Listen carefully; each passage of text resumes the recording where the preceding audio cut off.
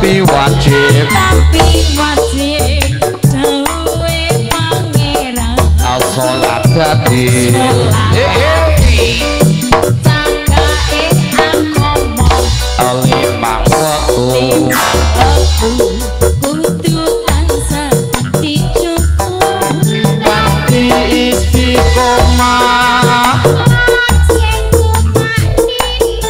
luwe sempurna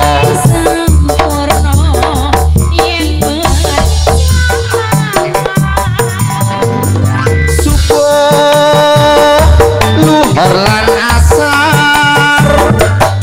sholat saya tidak pikir tidak maghrib lan isya jangkepe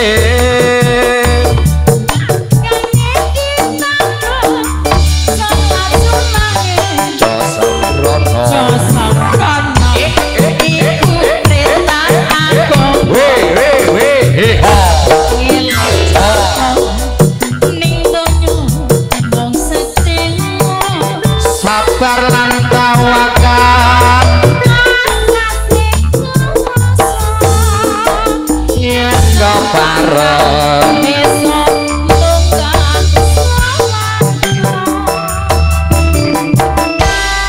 sampun paripurna inggih kula ngaturaken saswanipun saking Gusti Kanada ing sedaya setunggal. Wabila lan klentak-klentu inggih kula ngaturaken utawi geguyon kawula kirang merane penggalih panjenengan sedaya sampurawu kula sakadang Gusti Kanada nyuwun agunging pangapura sakadhakanipun wasana kula cekapi kanthi ucapan alhamdulillahirabbil alamin wabila taufik wal hidayah wassalamualaikum warahmatullahi wabarakatuh.